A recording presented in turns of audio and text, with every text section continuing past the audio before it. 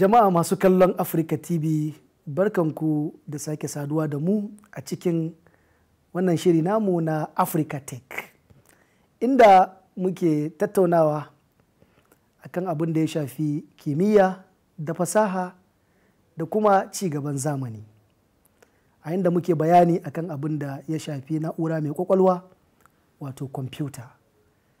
Tare da ni injiniya Bashir Idris Bashtech. A makon da ya gabata, in mai kallo bai manta ba, muna bayani ne akan abin da ya shafi random access memory wato RAM. Kuma wannan sati insha Allahu za mu ci gaba. Muka ce shi RAM ɗin nan suna nan kala-kala kuma sun rabu kashi-kashi. Kuma muka ce tsakanin laptop da desktop dukkaninsu abu ɗaya ne. Bambancin kadai wannan tana aje ne akan tebur, wannan kuma ana zirga-zirga da ita. Kamar yadda waccan take amfani da wuta, ita ma wannan haka take amfani da wuta.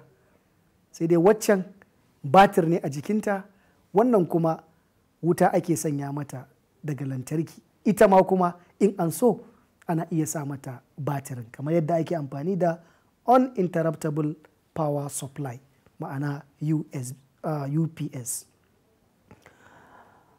To shi RAM muka ce yana taimakawa processor ne.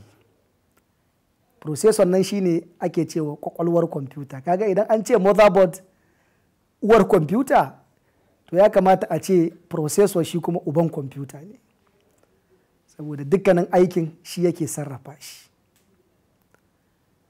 Mun ce kuma lissafin RAM daga 100, 10,000 megabytes, gigabytes da kuma terabytes. Kwamfuta tana da bank slots ko kuma memory slots.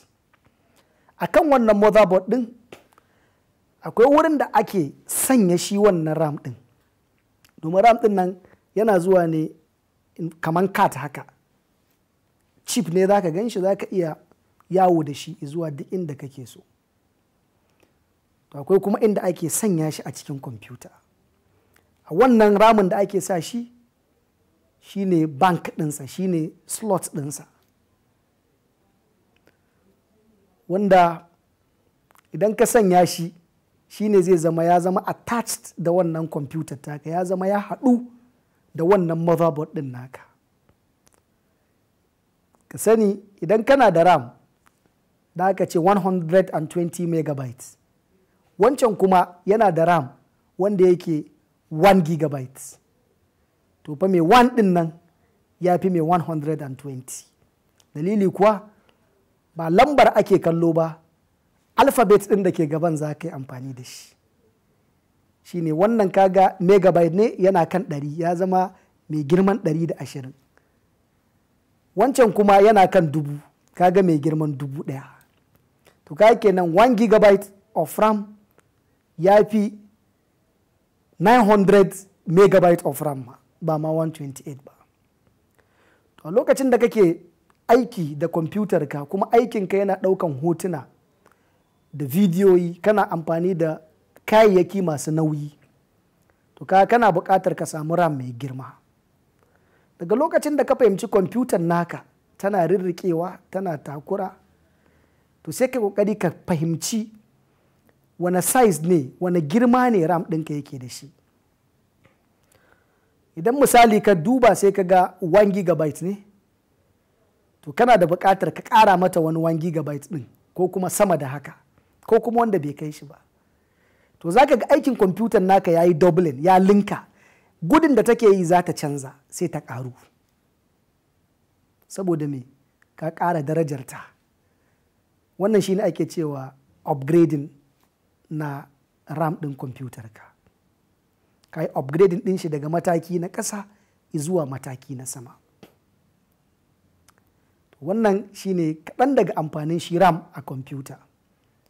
Kar mu manta, storage device ne, amma yana storing information temporarily ne for the processor. Sai kuma shi kan shi processor ɗin, wanda muka ce shi ne kwakwalwar ita kwamfuta. wannan processor suna nan kala-kala su ma ɗin.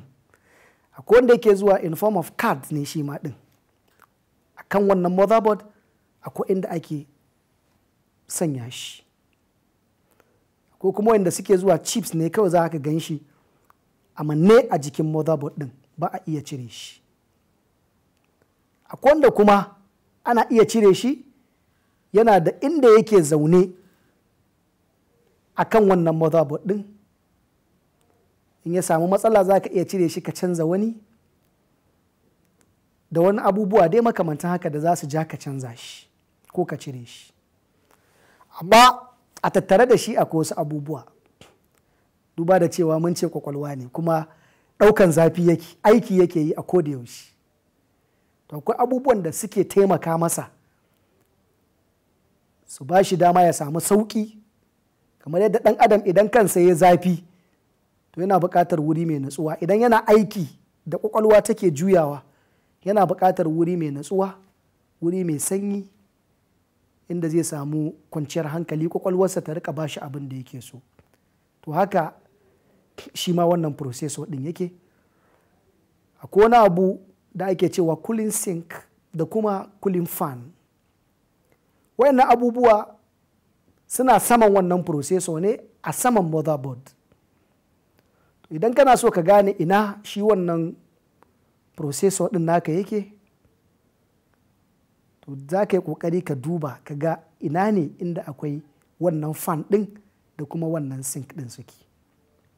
To a ƙasansu a wannan guri shi wannan processor ɗin yake.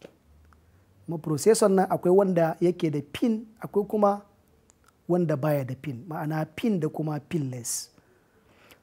Wanda za ka ga shi pin ɗin ma yana saman motherboard ɗin ne, wani kuma za ka ga pin ɗinsa yana jikinsa ne.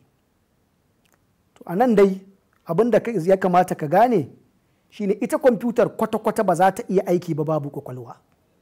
Domin wannan processor ɗin wanda shine ya samu ake cewa system unit ɗin central processing unit,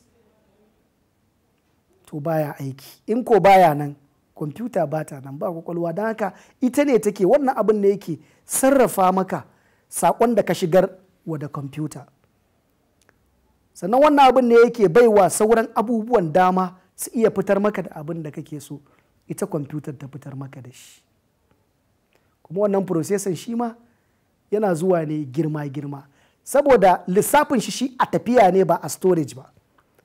Shi kaga mun ce yana ajewa ne, storage ne. So kaga mun ce lissafinsa MB, megabyte, gigabyte da sauransu.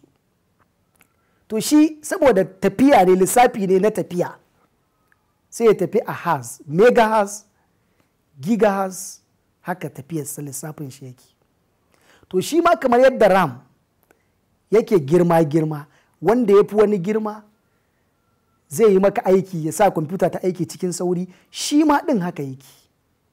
Wanda ya fi girma to zai sa kwamfutar ka ya zama in ka sa mata saƙo tana iya processing da sauri, kuma ta buƙaci RAM ya bata wani da sauri. Sai ka ga in ka samu processor mai kyau mai girma, ka samu RAM mai girma, sai ga kwamfutar ka tana maka aiki kamar kyaftawa da bismillah, tana aiki a guje.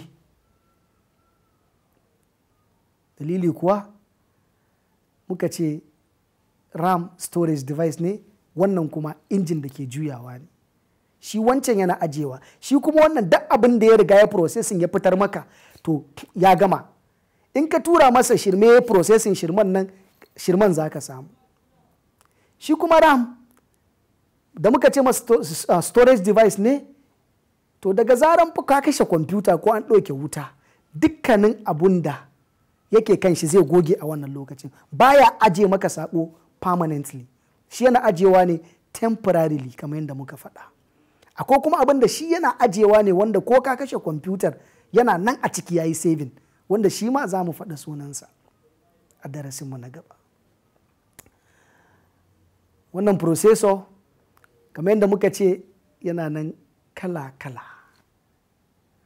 Akwai guda biyu kamar irin AMD da kuma Intel. Wannan kamfanin nuka ne suka yi su.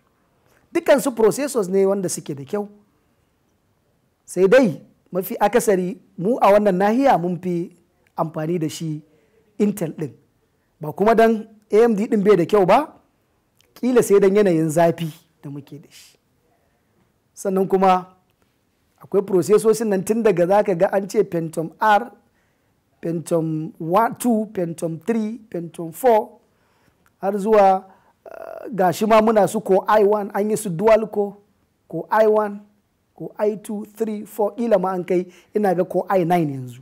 So wannan abun da ake nufi shine yanayin girma, wannan abun da ake faɗa lambobi ne da suke gudu, suke sanya shi wannan processor ya gudu ya baka abun da kake so a takaice.